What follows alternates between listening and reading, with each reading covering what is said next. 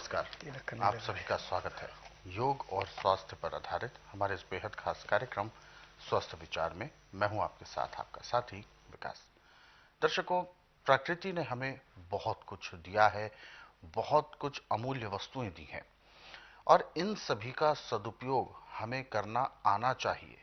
यही तो एक कला है, एक विज्ञान है जो कि आयुर्वेद शास्त्रों में वर्णित है। लेकिन इसकी सही विधियां आपको जब पता होंगी तभी आप अपने हर प्रकार के रोगों के उपचार कर पाएंगे, या यूं कहें कि अपने आप को आप निरोगी रख पाएंगे। यही हमारे इस कार्यक्रम का मूल उद्देश्य भी है। रोजाना हम इस कार्यक्रम के जरिए आप तक वही नुस्खे, वही उपचार पहुंचाने का प्रयास करते हैं। अलग अलग रोगों के क्या कुछ लक्षण हैं, कैसे उन रोगों की रोकथाम करें और उनका करें उपचार, ये सारी चीजें बताई जाती हैं और इन सभी विषयों में हमारा मार्गदर्शन करते हैं जाने माने असाध्य रोग निवारक गायत्री सिद्ध पंडित श्री लक्ष्मण दास रतन भारद्वाज जी। तो आइए सबसे पहले गुरु जी का स्वागत करते हैं और कार्यक्रम की शुरुआत करते हैं। गुरु जी नमस्कार। नमस्कार। ये कार्यक्रम आप सभी के लिए हम लेकर आए हैं और हम चाहते हैं कि आप इस कार्यक्रम का हिस्सा बने। यदि आपके साथ किसी भी तरह का कोई रोग है, कोई शारीरिक कष्ट है, तो आप इस कार्यक्रम में सीधे जुड़ सकते हैं। हमें कॉल करें या आप हमें व्हाट्सएप के जरिए मैसेज भेज सकते हैं। व्हाट्सएप मैसेज में आप लिखें अपना नाम, उम्र, कहां से बात कर रहे हैं और पूरा सवाल। तो चलिए आगे बढ़ते हैं और शुरू करते हैं आज के मुख्य विषय पर चर्चा।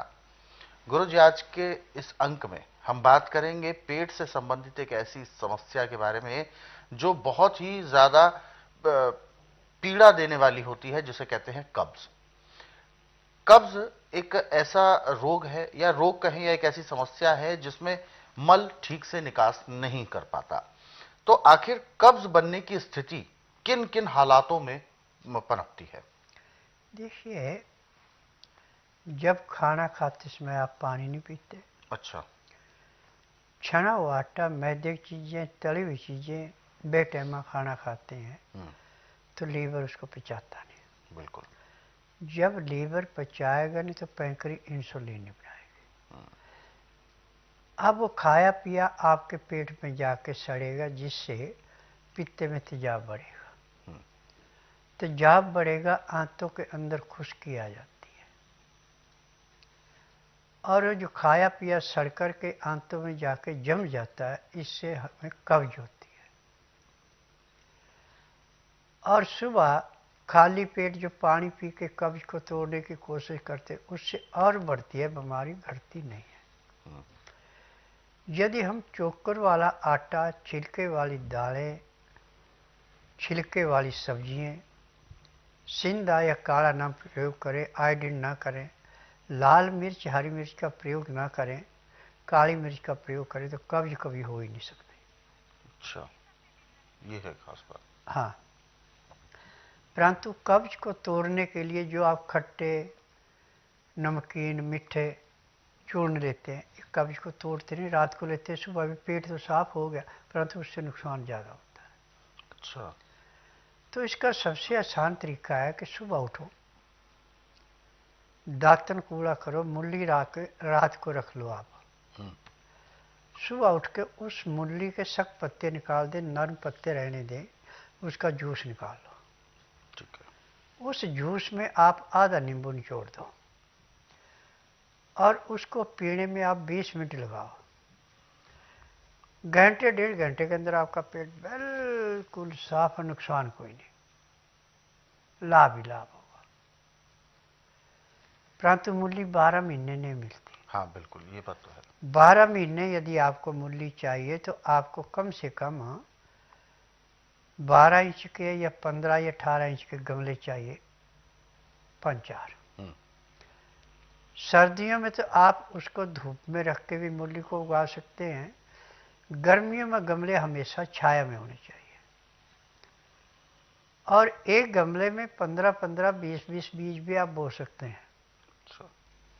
एक दूसरे बीज का फासला आपस में 2.5-3 इंच का होना चाहिए। अब गमलों के अंदर आपने चिकनी मिट्टी नहीं भरनी, रेत भरना है और गोबर की खाद भरनी है। अब उस मिट्टी में आप ½ इंच के लगभग मूली का बीज बोएंगे।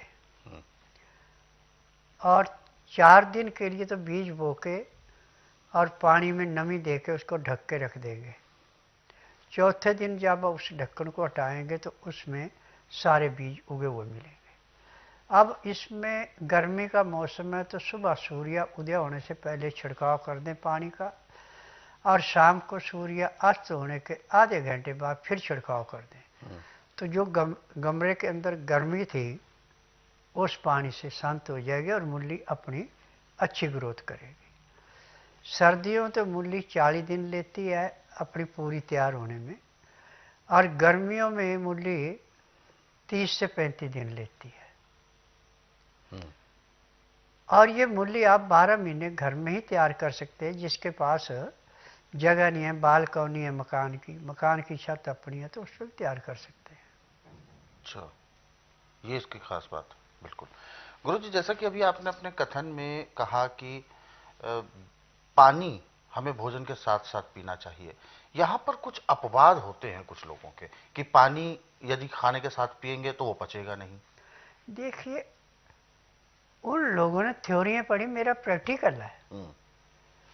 पानी खाने के साथ 15 डिग्री तक गर्म होना चाहिए। उसमें लहसुन प्याज अदरक का रस डाल लो, या काला नमक काली मिर्च और नींबू का रस डाल लो। आपने 2-4 ग्राही खाना खाया, 2 घुट पानी पिया। खाना ताजा गर्म गर्म, ठंडा खाना नहीं लेना। और दिन का खाना 12 बजे से पहले पहले, रात्रि का खाना दिन अस्त होने से पहले खा ले, सोने में सुहागन अस्त होने के 1 घंटे के अंदर अंदर खा ले, वो खाना तो पच जाता है।